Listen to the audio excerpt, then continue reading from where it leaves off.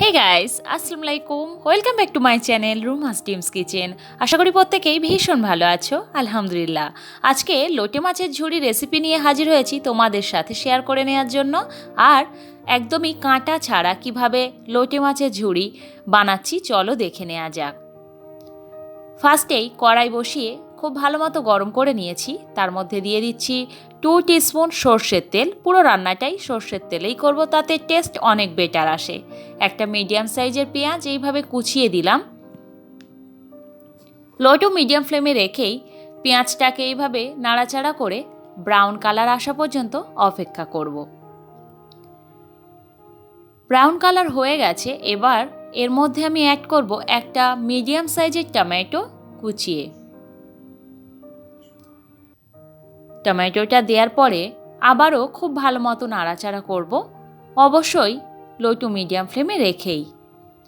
টমেটোটা একটু নরম হয়ে যাওয়ার পরেই দিয়ে দিলাম 1 টিস্পুন হলুদের গুঁড়ো, 1 টিস্পুন জিরে গুঁড়ো, হাফ টিস্পুন আদা বাটা, হাফ টিস্পুন রসুন বাটা দিয়ে খুব ভালো মতো এটিকে নাড়াচাড়া করে কষিয়ে নিতে হবে।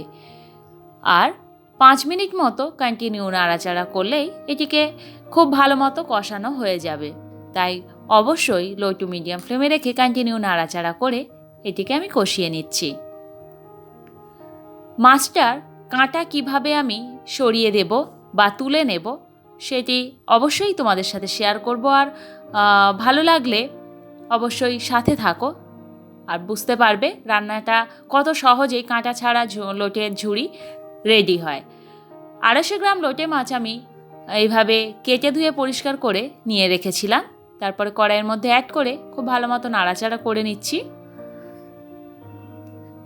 এবারে স্বাদ মতো নুন দিয়ে নিচ্ছি।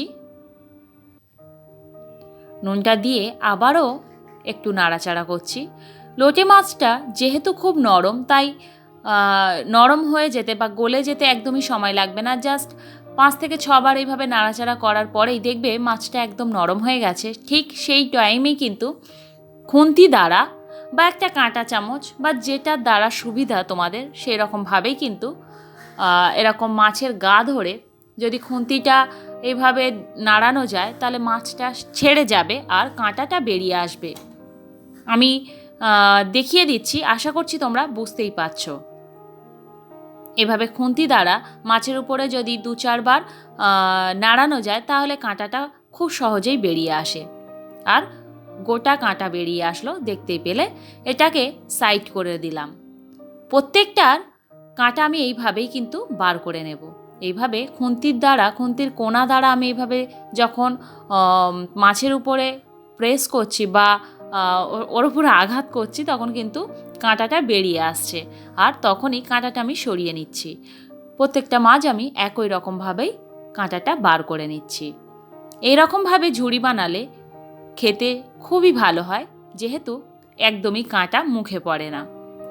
ওইভাবে কাঁটাগুলো সরিয়ে নেওয়ার পরে লো টু মিডিয়াম ফ্লেমে রেখে কন্টিনিউ এইভাবে নাড়াচাড়া করে আমি ঝুড়িটা রেডি করব। এবারে দিয়ে দিচ্ছি কাঁচা লঙ্কা। যে যার স্বাদ মতোই কাঁচা লঙ্কাটা দিও, তবে লোটের ঝুড়িতে ঝালের পরিমাণটা একটু বেশি হলে বেশি স্বাদ হয়।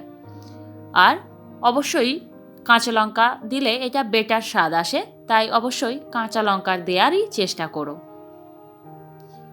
তলাতে যখন লেগে যাবে ভয় পাওয়ার কোনোই দরকার নেই। যারা নতুন রান্নাতে তাদের জন্যই বিশেষ করে বলে দেওয়া। এইভাবে খুন্তি দিয়ে তলার দিক দিয়ে বারবার উল্টাতে থাকবে, তাহলে প্রপারভাবে লোটে ঝুড়ি রেডি হয়ে আসবে। দেখতে পাবে প্রায় মিনিট 10 পরে ড্রাই হয়ে যাবে। আরও কিছুক্ষণ নাড়াচাড়া করার পরেই একদম রেডি হয়ে যাবে। আমার রেসিপিটি ভালো লাগলে অবশ্যই লাইক, কমেন্ট, শেয়ার করতে ভুলো না। আর এখনও পর্যন্ত যারা আমার চ্যানেলে নতুন, প্লিজ সাবস্ক্রাইব করে আমার পাশে থাকো। আল্লাহ হাফিজ।